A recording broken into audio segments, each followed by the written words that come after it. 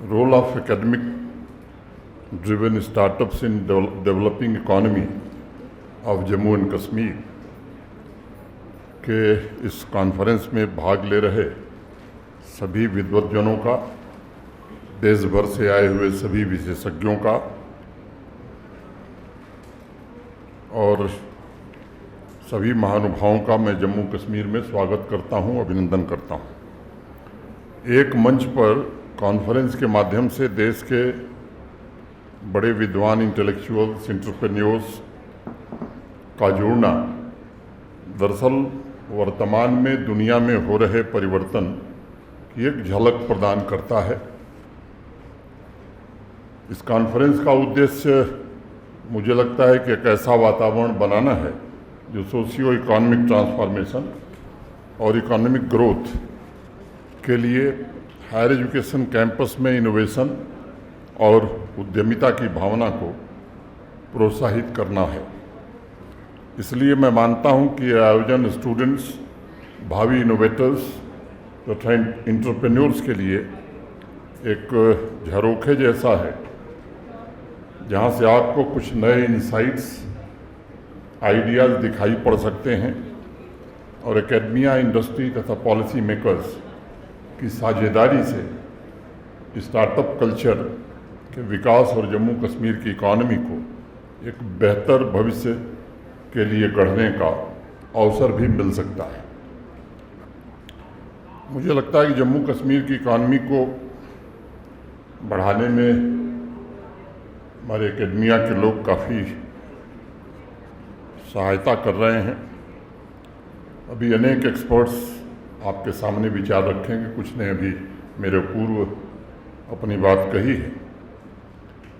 शिक्षण संस्थानों द्वारा संचालित स्टार्टअप्स और अर्थव्यवस्था में उनके माध्यम से निभाई जाने वाली महत्वपूर्ण भूमिका पर अभी आगे और भी विचार आप सुनेंगे। उनके आइडियाज़ और स्टार्टअप्स को लेकर उनके इंसाइट्स कैंपस के भीतर इनोवेशन का रचनात्मक आंदोलन शुरू करने तथा सामाजिक आर्थिक विकास की दृष्टि से एजुकेशन को कैसे मोल्ड किया जाए, ये उपयोगी होगा, सार्थक होगा। मैं बात शुरू करूं उसके पहले थोड़ा इतिहास की ओर मैं आपको ले जाना चाहता हूं। अगर अभी हाल ही में दुनिया के एक बड़े अर्थशास्त्री ने काफ़ी रिसर्च के बाद जो लिखा है या बताया है, उसमें उन्होंने कहा है कि 11वीं शताब्दी में दुनिया की इकॉनमी में जो भारत का कंट्रीब्यूशन था वो मोटे तौर पर 33% था और 15वीं शताब्दी आते आते वो घट करके 25% हो गया। मैंने एक समय था 11वीं शताब्दी में वर्ल्ड इकॉनमी में हमारा हिस्सा लगभग 1/3 था और 15वीं शताब्दी आते आते वर्ल्ड इकॉनमी में हमारा हिस्सा 1/4 हो गया। 15वीं शताब्दी के बाद का जो कालखंड है वो आक्रांताओं और आक्रमण का कालखंड है। हमारे देश के महान स्वतंत्रता सेनानियों ने, हमारे आपके पूर्वजों ने संघर्ष करके लंबे कालखंड की गुलामी से देश को 15 अगस्त 1947 को आज़ादी दिलाई। 1950 में जब अनुमान किया गया तो उस समय भारत का योगदान वर्ल्ड इकॉनमी में महज 4% रह गया, 4%। ये विचारणीय बिंदु है कि आखिर हमारी ऐसी स्थिति क्यों थी कि हम दुनिया की वर्ल्ड इकॉनमी में 1/3 या 1/4 कंट्रीब्यूट करते थे। तो मुझे लगता है कि उत्तर बड़ा स्पष्ट है। हमारे एजुकेशनल इंस्टीट्यूशंस उस समय दुनिया के बेहतरीन एजुकेशनल इंस्टीट्यूशंस जहाँ इनोवेशन होते थे, इन्वेंशन होते थे, वो हमारे देश में थे। मैं उन कारणों में नहीं जाना चाहता हूँ, समय भी नहीं है कि मैं। अब फिर भारत ने राह अपनी बदली है, पकड़ी है और अभी 2023 में इंटरनेशनल मॉनेटरी फंड, अंतर्राष्ट्रीय मुद्रा कोष के सर्वेक्षण के बाद ये बात आई है कि आज वर्ल्ड इकॉनमी में हमारा कंट्रीब्यूशन 15% हो गया है। मैंने वो यात्रा हमारी शुरू हो। लेकिन ये हमारा गंतव्य नहीं है, लक्ष्य नहीं है।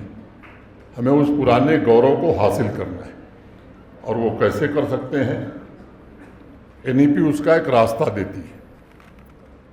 एनईपी में बहुत सारी बातें कही गई हैं, उस पर डिबेट नहीं है, लेकिन उसको रियल सेंस में ज़मीन पर उतारना, ये जिन लोगों के कंधों पर जिम्मेदारी है, मैं उनसे आग्रह करना चाहता हूं कि ये अगर आप इसको ज़मीन पर उतारने में सफल हो गए तो निश्चित रूप से मुझे लगता है कि यहाँ से देश और आगे बढ़ सकता है। अभी मेरे पूर्व के वक्ता शिक्षा के बारे में बता रहे थे। निजी तौर पर दुनिया में अनेक विद्वानों ने शिक्षा की अनेक परिभाषा बताई। मेरी अपनी एक खुद की परिभाषा है कि ये जीवन की एक यात्रा है, it's a journey of life. और उससे भी बेहतर अगर मैं कहूँ तो it's a journey of inner self. आप किसी विश्वविद्यालय या शैक्षणिक संस्थान में जाते हैं, आपने अपनी अंतर्ध्वनि पहचान ली, आपके अध्यापक ने आपकी अंतर्ध्वनि की पहचान करा दी, तो समझिए आप डिग्री लेना और शिक्षित होना, ये दो अलग अलग चीज़ें हैं। इस बात को हमें बराबर ध्यान में रखना चाहिए। मुझे लगता है कि स्टार्टअप्स को यूनिवर्सिटी तथा इंडस्ट्री के बीच जो एक बड़ी खाई पैदा हो गई थी, मुझे लगता है कि ये उसको पाटने में एक पावरफुल इंस्ट्रूमेंट साबित हो सकता है। और मैं मानता हूँ कि कई दशक तक यूनिवर्सिटीज़ और या एकेडमिक इंस्टीट्यूशंस और इंडस्ट्री के बीच जो तारतम्य टूटा था, वो शायद हम बदल पाएंगे। जो ह्यूमन कैपिटल हम तैयार कर रहे थे और जो इंडस्ट्री की डिमांड थी, उनके बीच जो गैप था वो निरंतर बढ़ता जा रहा था। पिछले एक दशक में भारत के आदरणीय प्रधानमंत्री श्रीमान नरेंद्र मोदी जी के मार्गदर्शन में स्टार्टअप्स उन गैप्स को कम कर रहे हैं और दो बड़े उद्देश्य, एम्प्लॉयमेंट जनरेशन और प्रॉफिट जनरेशन, को भी मैं समझता हूं कि सुनियोजित तरीके से पूरा कर रहे हैं। जो भारत सरकार ने विभिन्न कार्यक्रम शुरू किए हैं, चाहे वो मेक इन इंडिया हो, आत्मनिर्भर भारत हो, स्टार्टअप इंडिया हो, प्रमोशन ऑफ यूनिकॉर्न हो, विकसित भारत हो या एनईपी 2020 हो, ये जो प्रोग्राम्स हैं ये निश्चित रूप से यूनिवर्सिटी और एजुकेशनल इंस्टीट्यूशंस और इंडस्ट्री के बीच केवल गैप नहीं कम करेंगे, बल्कि कोऑपरेशन और कोलैबोरेशन को भी बढ़ाएंगे। स्टार्टअप्स को व्यक्तिगत रूप से मैं यूनिवर्सिटीज़ या एनआईटी या इस तरह के इंस्टीट्यूशंस में वाइब्रेंट एंटरप्रेन्योर्स इकोसिस्टम विकसित करने के महत्वपूर्ण माध्यम के रूप में मैं देखता हूं। और मेरा ऐसा मानना है कि प्रैक्टिकल एंटरप्रेन्योरशिप ट्रेनिंग हजारों करिकुलम से बेहतर कैपेबिलिटी प्रदान कर सकता है। अगर इस कोलैबोरेशन को संबंधों के नए आयाम प्रदान करने हैं, तब तीन ऐसे महत्वपूर्ण लक्ष्य जिस पर यूनिवर्सिटी और एकेडमिक इंस्टीट्यूशंस तथा इंडस्ट्री को मिलकर के काम करने की ज़रूरत है। पहला, स्टूडेंट्स को टेक्नोलॉजी डेवलपमेंट के लिए प्रोत्साहित करना और फिर उसके कॉमर्शियल इस्तेमाल के लिए उस टेक्नोलॉजी का उपयोग या ट्रांसफ़र करना। दूसरा लक्ष्य मैं समझता हूँ जो होना चाहिए कि इंडस्ट्री में निरंतर हो रहे बदलाव के मुताबिक एक्सपर्ट्स का टैलेंट पूल तैयार करना। और तीसरा, रिसर्च और डेवलपमेंट पर विशेष रूप से फोकस करना, क्वालिटी रिसर्च पर। और मैं मानता हूं कि इन तीनों लक्ष्यों की पूर्ति द्वारा स्टार्टअप सही मायने में सामाजिक और आर्थिक रूपांतरण का नेतृत्व कर सकेंगे। एक अमेरिकन एंटरप्रेन्योर का बड़ा प्रसिद्ध स्टेटमेंट है, cultivate madness and magic is around the corner.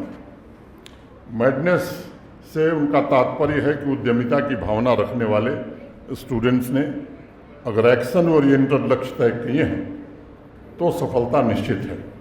मुझे स्मरण है पिछले वर्ष भारत की अध्यक्षता में G20 सम्मेलन में जो घोषणा हुई थी उसमें भारत ने जो बात कही थी कि भावी इंटरप्रेन्योर्स को हाई क्वालिटी टेक्निकल तथा वोकेशनल एजुकेशन एवं ट्रेनिंग का एक्सेस सुनिश्चित करना एकेडमिया तथा पॉलिसी मेकर्स की महत्वपूर्ण जिम्मेदारी होगी।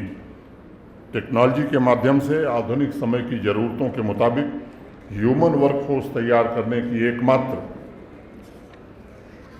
सफल प्रक्रिया ही इंटरप्रेन्योरशिप है, जो एकेडमिक इंस्टीट्यूशंस तथा इंडस्ट्री के कोलैबोरेशन से ही पूरी हो सकती है। यह कोलैबोरेशन ही आवश्यकताओं के अनुरूप सृजन कर सकता है।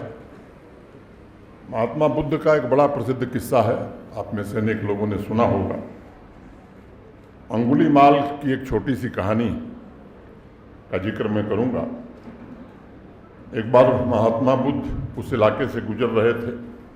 लोगों ने उन्हें सावधान किया कि उधर बहुत बड़ा खतरा है, उधर मत जाइए। लेकिन महात्मा बुद्ध माने नहीं। जब वो अंगुलीमाल के पास पहुंचे, उन्होंने सबसे पहले उससे यही कहा कि तुम्हें जो करना है मेरे साथ वो कर लेना, लेकिन कुछ पत्ते इस पेड़ से तोड़ करके मुझे दे दो। अंगुलीमाल ने झट से तलवार उठाई और एक शाखा काट कर महात्मा बुद्ध के हाथ में पत्तों का एक गुच्छा रख दिया। तब महात्मा बुद्ध ने कहा कि अब इन पत्तों को जोड़ दो। तो अंगुलीमाल हैरान रह गया और बोला, ये तो असंभव है, जो काट दिया उसे जोड़ना नामुमकिन है, उसने कहा। महात्मा बुद्ध इस बात पर हंसने लगे और बोला उन्होंने कि काटने और तोड़ने का काम तो बच्चे भी कर सकते हैं, इसमें कोई पुरुषार्थ नहीं। पुरुषार्थ तो तब है जब तुम उसे जोड़ सको। इस बात पर अंगुलीमाल ने तलवार फेंक दी और महात्मा बुद्ध के चरणों में गिर पड़ा। उस दृष्टिकोण से अगर मैं देखता हूँ तो इंटरप्रेन्योरशिप और स्टार्टअप्स के लिए नए आइडियाज़ की जद्दोजहद तथा सृजन का एक और बड़ा उद्देश्य है कि वैश्विक चुनौतियों के लिए समाधान प्रस्तुत किया जाए। समाज में जो चुनौतियाँ हैं, जो समाज की दिक्कतें हैं, उनके लिए कैसे समाधान आप प्रस्तुत करते हैं। एक अन्य महत्वपूर्ण बिंदु पर भी मैं थोड़ा ध्यान चाहूँगा आपको। पिछले 4 वर्षों में जम्मू कश्मीर प्रशासन ने कोशिश की है स्थानीय चुनौतियों का समाधान शिक्षण संस्थाओं के द्वारा निकले, वो NIT श्रीनगर हो, IIT जम्मू हो या यहाँ की यूनिवर्सिटीज़ हों। और मुझे खुशी है कि अनेक शिक्षण संस्थाओं ने इसमें काफ़ी सराहनीय काम किया है। अगर यहाँ के समाज की आवश्यकताओं को समझ करके इनोवेशन, इन्वेंशन और रिसर्च होगा, जिसका लाभ समाज के अंतिम व्यक्ति तक हो, तो मैं समझता हूँ ये सबसे उपयोगी होगा। यह किसी भी एकेडमिक इंस्टीट्यूशंस का सबसे बड़ा लक्ष्य मुझे लगता है कि यही होना चाहिए। और इसलिए भावी स्टार्टअप्स, एंटरप्रेन्योर्स के लिए मैं ज़रूर ये कहना चाहूँगा कि आपका फोकस प्रोडक्ट फर्स्ट नहीं बल्कि प्रॉब्लम फर्स्ट होना चाहिए, ताकि आपके आइडियाज़ बिजनेस को इस्टेब्लिश करने के साथ साथ आर्थिक व्यवस्था की प्रक्रिया को भी तेज गति दे सकें। आंकड़ों के हिसाब से देखा जाए तो पूरी दुनिया में पर डे 1 लाख से अधिक स्टार्टअप शुरू हो रहे हैं और एक अनुमान है जिसके मुताबिक 33,000 स्टार्टअप्स ऐसे हैं जो कॉलेज, यूनिवर्सिटीज़ या कैंपस से शुरू हो रहे हैं और उसमें 51% एंटरप्रेन्योर्स के पास केवल ग्रेजुएशन की डिग्री है। अमेरिकन एंटरप्रेन्योर बिल ग्रास का एक बड़ा प्रसिद्ध कथन है कि एंटरप्रेन्योरशिप ही एकमात्र वह माध्यम है जो मानव की क्षमता को अनलॉक करके समाज को समृद्ध और संसार को एक बेहतर जगह बना सकता है। लेकिन उस पोटेंशियल को अनलॉक करने के लिए ज़रूरी है कि एंटरप्रेन्योर्स की मेंटरशिप की जाए और इसलिए भारत के स्टार्टअप इकोसिस्टम में इस बात पर विशेष रूप से बल भी दिया गया है। हमारा देश तीसरा बड़ा स्टार्टअप इकोसिस्टम है और वैल्यूएशन के हिसाब से बड़े स्टार्टअप्स रजिस्ट्रेशन और रिकग्निशन में आज हम दुनिया में नंबर 1 बन गए। भारत यंगेस्ट स्टार्टअप नेशन के रूप में आज जाना जा रहा है और लगभग 45% स्टार्टअप्स फाउंडर यूनिवर्सिटी कैंपस से ही अपनी आइडियाज़ को इंक्यूबेट किए हैं। यंग एंटरप्रेन्योर काउंसिल का कहना है कि सफल स्टार्टअप के लिए सिर्फ आइडिया काफ़ी नहीं है, बल्कि सफलता के लिए एकेडमिक कोलैबोरेशन, इंडस्ट्री कोलैबोरेशन और मेंटरशिप, ये तीनों आवश्यक है। काउंसिल का भी यही मानना है कि यूनिवर्सिटी या कैंपस स्टार्टअप्स के लिए सबसे बेहतरीन वातावरण, एनवायरनमेंट प्रदान करते हैं, क्योंकि कैंपस ही वो जगह है जहां विश्वास नहीं बल्कि संदेह पैदा होता है। और जब संदेह पैदा होता है तब पढ़ाई किताबों तक सीमित नहीं रहती है, बल्कि स्टूडेंट्स इंगेज होते हैं और अननोन को एक्सप्लोर करने की जो उनकी साधना है वो इनोवेशन के लिए प्रेरित करती है। जम्मू कश्मीर के परिप्रेक्ष्य में मैं ये कहूँगा कि ये प्रयास प्रारंभ हुआ है। यूनिवर्सिटी और इंडस्ट्री के बीच गैप कैसे कम हो, स्टार्टअप्स सकारात्मक परिवर्तन का नेतृत्व कैसे करें, एम्प्लॉयमेंट जनरेशन और टेक्नोलॉजी डेवलपमेंट के साथ साथ जम्मू कश्मीर के इकोनॉमिक ग्रोथ को कैसे ड्राइव करें, पिछले कुछ वर्षों में ये प्रयत्न हुआ है। सही मायने में देखा जाए तो जम्मू कश्मीर में इंडस्ट्रियलाइजेशन को एक बड़ा बूस्ट मिला। जो हमारी नई इंडस्ट्रियल स्कीम है, माननीय प्रधानमंत्री जी के नेतृत्व में जो बनी 2021 में, जिसके बारे में केवल एक वाक्य में कहूँगा कि आज देश के किसी राज्य से बेहतर इंसेंटिव जम्मू कश्मीर दे रहा है और इसलिए 1,10,000 करोड़ से ज़्यादा के प्रपोजल आप जम्मू कश्मीर के पास हैं। काफ़ी कुछ ज़मीन पर उतर गया है, ज़मीन की थोड़ी दिक्कत है, उसे भी हम दूर करने की कोशिश कर रहे हैं। मैं उम्मीद करता हूँ कि ये पूरी तरह ज़मीन पर उतरे, ये काम हम जरूर करेंगे। जम्मू कश्मीर में 65% युवा आबादी को इंजीनियरिंग, नॉन इंजीनियरिंग तथा एग्रो बेस्ड इंडस्ट्री की स्किल ट्रेनिंग मिले। माइक्रो स्टार्टअप के लिए उन्हें प्रेरित किया जाए, ये एक चुनौती है। इसमें NIT का, यूनिवर्सिटीज़ का बड़ा योगदान होगा, इंडस्ट्री का भी बड़ा योगदान होगा। और मुझे आपको बताते हुए खुशी है कि साल फरवरी में जम्मू कश्मीर ने अपनी नई स्टार्टअप पॉलिसी घोषित की और उसके बाद से अल्प समय में 753 स्टार्टअप्स हमारे रजिस्टर हुए हैं। और जो सबसे प्रसन्नता की बात है, इसमें 265 स्टार्टअप्स का नेतृत्व हमारी बच्चियां कर रही हैं, ये सबसे खुशी की बात। इस बदलते हुए वातावरण द्वारा यूनिवर्सिटी स्टूडेंट्स में इनोवेशन क्लस्टर स्थापित करने और स्थानीय चुनौतियों के समाधान के लिए रिसर्च की प्रेरणा जागृत हो रही है। प्रॉब्लम फर्स्ट की महत्ता कैंपस में स्थापित हो रही है। जम्मू कश्मीर प्रशासन ने एक और निर्णय लिया कि स्टार्टअप्स के लिए 5 महत्वपूर्ण एलिमेंट्स हैं: idea, professional team, business model, finance तथा मेंटरशिप। इन 5 आवश्यकताओं की पूर्ति के लिए कैंपस में ही आवश्यक सुविधाएं जुटाई जाएं। पिछले वर्ष जम्मू यूनिवर्सिटी ने युवा यात्रा की शुरुआत की थी और उन्होंने एक लक्ष्य रखा था कि आने वाले 5 वर्षों में जम्मू यूनिवर्सिटी 500 स्टार्टअप शुरू करेगी। और ये स्टार्टअप सिर्फ शहरों तक सीमित नहीं होंगे, बल्कि ग्रामीण इलाकों में भी फैले होंगे। वहाँ की अर्थव्यवस्था में इनका योगदान प्रमुख हो, इसकी कोशिश की जाएगी। मुझे स्मरण है, हार्वर्ड बिजनेस स्कूल के प्रोफेसर विलियम सैलमन एक बात कहते थे कि स्टार्टअप्स की सफलता कोई फार्मूला नहीं है, उसकी सफलता में सबसे बड़ा जो हाथ है वो अवसर का होता है। मैं समझता हूँ कि आज ग्रामीण जम्मू कश्मीर में ये अवसर उपलब्ध है और ये स्टार्टअप्स का मजबूत आधार तय करेगा। पिछले दिनों हॉलिस्टिक एग्रीकल्चर डेवलपमेंट प्लान एक पूरे जम्मू कश्मीर के लिए देश के जाने माने कृषि विशेषज्ञों की सहायता से तैयार किया गया था, जिसमें 29 प्रोजेक्ट्स ली गई हैं। 13 लाख किसान परिवारों का जीवन कैसे बदले, और विशेष रूप से 2.65 लाख जो हमारे मार्जिनल फार्मर्स हैं, उनके जीवन को कैसे ट्रांसफॉर्म किया जाए, ये उसका उद्देश्य है। और 20,000 नए बिजनेस इंटरप्राइज उससे स्थापित होंगे। अभी 10 दिन पहले मैं अनंतनाग गया था,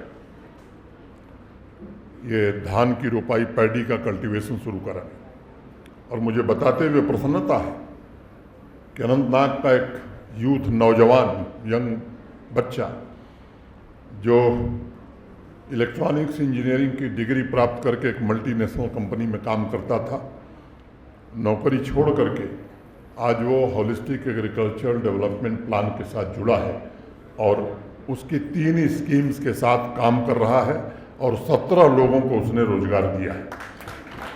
एक मुझे वहाँ बच्ची मिली थी उसी कार्यक्रम में, कश्मीर यूनिवर्सिटी से उसने MBA मैनेजमेंट किया था और उसने भी अपनी नौकरी छोड़ करके HADP की स्कीम्स के साथ जुड़ करके काम प्रारंभ किया है। ऐसे हजारों बच्चों से मैं मिलता रहता हूँ। और एक और बात मैं कहना चाहूँगा, टेक्नोलॉजी तथा नॉन टेक्नोलॉजी दोनों सेक्टर्स में यंग एंटरप्रेन्योर्स के लिए अपॉर्चुनिटी तथा सपोर्ट सिस्टम के समन्वय से ऐसा इकोसिस्टम विकसित करने का हम प्रयास कर रहे हैं जहाँ बेहतर आइडियाज़, उनके एग्जीक्यूशन के लिए प्रोएक्टिव तरीके से होल ऑफ गवर्नमेंट अप्रोच के साथ सभी डिपार्टमेंट काम करें। Tourism, health, logistics, handloom, handicraft, horticulture, agro based startups, IT enabled services में तमाम संभावनाएं मौजूद हैं और जम्मू कश्मीर को स्टार्टअप लीडर के रूप में उभरने में ये जरूर मदद करेंगे। एक और बात कह के मैं ख़त्म करूँगा। कठुआ के इंटीरियर में एक गांव है, वहीं के एक निवासी हैं, कनाडा में रहते हैं। कोविड के दौरान मेरी उनकी मुलाकात हुई, उनको दवा की ज़रूरत थी। बड़ी कंपनी है उनकी IT की, ऑफिस कनाडा में है, न्यूयॉर्क में है, लंदन में है। तो मैंने उनसे कहा कि अब आप वो सब छोड़िए, आइए अपने गांव में एक BPO बनाइए। अभी 6 महीना पहले मैंने उस BPO का उद्घाटन किया था, जिसमें अभी 400 बच्चे काम कर रहे हैं। आने वाले 1 साल बाद 1000 बच्चे काम करेंगे और वो एकदम गांव में है। और मैं आपको बताना चाहता हूं, किसी को समय हो तो वो ज़रूर देखे, नोएडा और दिल्ली में जो BPO हैं उनसे बेहतर क्वालिटी का BPO उन्होंने अपने गांव में बनाया है। अभी कुछ दिन पहले वो आए थे तो मैंने उनसे कहा कि भाई ये एक बना करके आप भाग गए, ये ठीक नहीं है। तो उन्होंने मुझसे कहा कि उधमपुर ज़िले में भी एक गांव में ही मैं बनाऊंगा। इस तरह के भी लोग आ रहे हैं। इस बात का जिक्र करना मैं आवश्यक समझता हूं कि जम्मू कश्मीर के सभी हायर एजुकेशनल इंस्टीट्यूशंस को अवसर मिला है कि वो लोकल इंडस्ट्री के साथ कनेक्ट स्थापित करें, जिससे स्टूडेंट को मार्केट पोटेंशियल, अपॉर्चुनिटीज़ और चैलेंजेज को समझने में आसानी हो। माननीय प्रधानमंत्री जी के नेतृत्व में स्टार्टअप्स एवं यूनिकॉर्न आज भारतीय अर्थव्यवस्था के प्रमुख आधार के रूप में उभर रहे हैं। और विशेष रूप से मैं युवा साथियों से, यहाँ के स्टूडेंट से कहना चाहूँगा कि जम्मू कश्मीर में भी वोकल फॉर लोकल मूवमेंट भावी स्टार्टअप्स और एंटरप्रेन्योर्स को बड़ा अवसर दे रहा है। इंटरलिंक्ड वर्ल्ड में मौजूद संभावनाओं को कैसे अपनी हम उपलब्धि के रूप में विकसित कर सकें, इसमें हमें जुटना होगा। बड़े पैमाने पर पारंपरिक तथा विशिष्ट उत्पादों का एक बड़ा मार्केट आज तैयार हुआ है। जम्मू कश्मीर में क्राफ्ट्स और हार्टिकल्चर प्रोड्यूस की GI टैगिंग के बाद वैश्विक बाजार में उनकी मांग बढ़ी है और अनेक एंटरप्रेन्योर्स ने नए आइडियाज़ के साथ दुनिया के मार्केट में आज प्रवेश किया है। पूरी दुनिया आज इंटरनेट की वजह से जम्मू कश्मीर के नायाब प्रोडक्ट से परिचित भी हो रही है और इन अनमोल धरोहरों को पूरी दुनिया में सराहा भी जा रहा है। अभी 20 जून को आदरणीय प्रधानमंत्री जी ने श्रीनगर में एम्पावरिंग यूथ के कार्यक्रम में भाग लिया था। अनेक युवा स्टार्टअप्स और एंटरप्रेन्योर्स से उन्होंने व्यक्तिगत बातचीत की थी और मुझे बताते हुए खुशी है कि उसमें से आधे स्टार्टअप एंटरप्रेन्योर्स वो एग्रीकल्चर से रिलेटेड थे और उसमें इसकास्ट कश्मीर और इसकास्ट जम्मू का बड़ा योगदान था। मुझे आपको बताते हुए प्रसन्नता है कि इसकास्ट कश्मीर ने कम समय में 31 स्टार्टअप शुरू किए हैं, 25 पेटेंट उन्होंने प्राप्त किए हैं और मुझे इस बात की बेहद प्रसन्नता है कि सभी इनोवेशंस में प्रॉब्लम फर्स्ट अप्रोच अपनाया गया है तथा एग्रीकल्चर और हार्टिकल्चर की प्रगति में महत्वपूर्ण योगदान इसके कारण मिला है। मुझे विश्वास है इस तरह की पहल और नई स्टार्टअप पॉलिसी के सहयोग से जम्मू कश्मीर में इनोवेशन, नए आइडियाज़ के साथ एंटरप्रेन्योरशिप तथा नए स्टार्टअप्स का एक सशक्त वातावरण बन सकेगा जो स्टूडेंट्स की क्रिएटिविटी, उनके संकल्प और उनके सामर्थ्य को नए शिखर छूने में मदद करेगा। मैं हमेशा एक बात पर जोर देता हूं कि इनोवेशन और स्टार्टअप के लिए ज़रूरी है कि आप आसान प्रेडिक्शन की दुनिया से बाहर निकलिए। मार्केट की अनप्रेडिक्टेबिलिटी ही आपके इनोवेशन और स्टार्टअप आइडिया को यूनिक बना सकती है। मुझे उम्मीद है अमृतकाल की यात्रा में जम्मू कश्मीर के स्टार्टअप्स और यूनिकॉर्न का इकोसिस्टम विकसित भारत के निर्माण में भी महत्वपूर्ण भूमिका निभाएगा। इस नेशनल लेवल के प्रोग्राम के आयोजन के लिए मैं डॉक्टर ठाकुर, विजय Nadda ji, NIT Srinagar, central university Kashmir और इस आयोजन से जुड़े हुए सभी महानुभावों के प्रति हृदय से कृतज्ञता ज्ञापित करता हूं।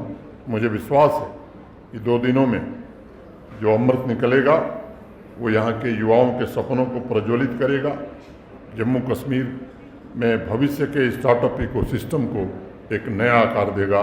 फिर से आप सबके प्रति कृतज्ञता ज्ञापित करते हुए, आभार व्यक्त करते हुए मैं अपनी बात पूरी करता हूँ। धन्यवाद। जय हिंद, जय भारत।